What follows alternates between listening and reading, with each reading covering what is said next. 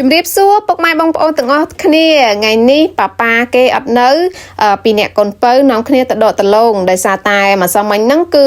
ចំហុយដលងទៅគឺវាមានរសជាតិឆ្ងាញ់មែនទែនតាមពិតទៅថាចាំថ្ងៃសៅរ៍អាទិត្យអីទេចាំដកប្តីអត់ធ្វើការអញ្ចឹងទៅចាំដកជាមួយគ្នាអញ្ចឹងក៏ប៉ុន្តែខ្ជិលចាំមកចាបងប្អូនទាំងអស់គ្នាពីព្រោះអីខ្ញុំដកនេះក៏ខ្ញុំអត់ដកទាំងអស់ដែរខ្ញុំដកម្ដងម្ដើមអីចឹងទៅយកមកស្ងោរព្រោះអីយើងស្ងោរម្ដងច្រើនក៏ស្ងោរញ៉ាំអត់អស់ដែរអញ្ចឹងយើងដកម្ដងតិចចឹងទៅដើម្បីស្ងោរម្ដងតិចញ៉ាំអញ្ចឹងពីព្រោះអីយើងមិនមែនញ៉ាំរាល់ថ្ងៃទេញ៉ាំតែពេលតែឃ្លានទេដោយសារតែម្សិលមិញហ្នឹងនៅសល់តែមួយទៅចុះហុយទៅគឺវាមានរសជាតិឆ្ងាញ់មែនទែនតើអញ្ចឹងតើមើលខ្ញុំដកដលងទាំងអស់គ្នាតើបានមើលប្រមាណដែរក្នុងមួយដើមអញ្ចឹងណា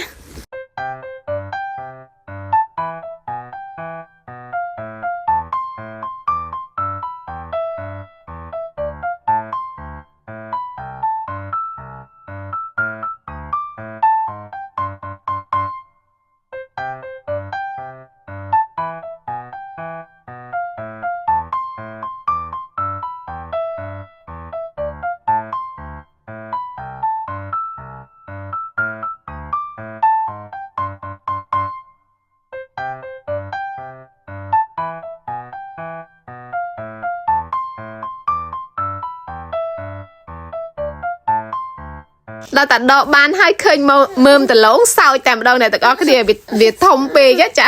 តាមពិតទៅវាតូចពេកវាធំពេកទេបងប្អូនទាំងអស់គ្នាឃើញទៅសោចតែម្ដងហើយនេះដំបងថាដកតែម្ដើមទេក៏ប៉ុន្តែម្ដើមវាតិចពេកវាមានតែ2មើមអញ្ចឹងក៏ដកម្ដើមទៀតចាតែបានអាមើមទូចមិញម្ដើមហ្នឹងមើមឲ្យតូចតែមួយឯងនិយាយទៅឆ្នាំហ្នឹងដាំអត់បានមើមដូចឆ្នាំមុនទេអ្នកទាំងអស់គ្នាឆ្នាំមុនមើមធំណាមិនដឹងអាម៉េច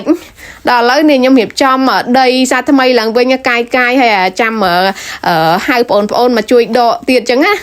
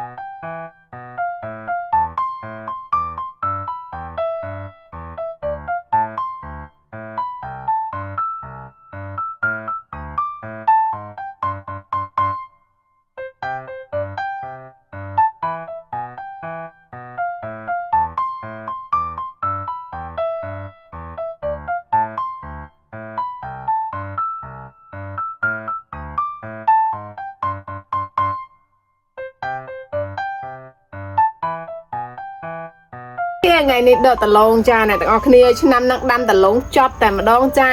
2ដើមណាដក2ដើមមានណាបានតែ3មើលនេះចាអត់មានមើលមកលេងឆ្នាំហ្នឹងប្រហែលជាដោយសារតែដាំកន្លែងទៅដដែលក៏មិនដឹងឆ្នាំមុនដាំដែរកន្លែងហ្នឹងដែរអញ្ចឹងតែពេលឆ្នាំនេះដកមកមានណាអត់មានមើលមកលេងឲ្យមើលទុយចាឆ្នាំមុនណាអ្នកទាំងអស់គ្នាដកមកយកពីថាមើលធំណាចាប់ប៉ិនផ្លូវប៉ិនផ្លូវចាប៉ិនកពុនជើងខ្ញុំហ្នឹងចាប៉ុន្តែឆ្នាំនេះមើលនេះចប់តែម្ដងចាអើយហាកំពុងត្រៀមតែហៅឲ្យបងអូនថ្លៃមកជួយដកដលងហើយដលងអត់មានមើលអញ្ចឹងដល់មិនតែខ្វះគេអញ្ចឹងចាហើយខ្ញុំដកបានតែ2ដើមនេះចានៅច្រើនដើមទៀតតែចាំមើលហៅបងអូនថ្លៃមកដកជុំគ្នាទាំងអស់គ្នាចាំមើល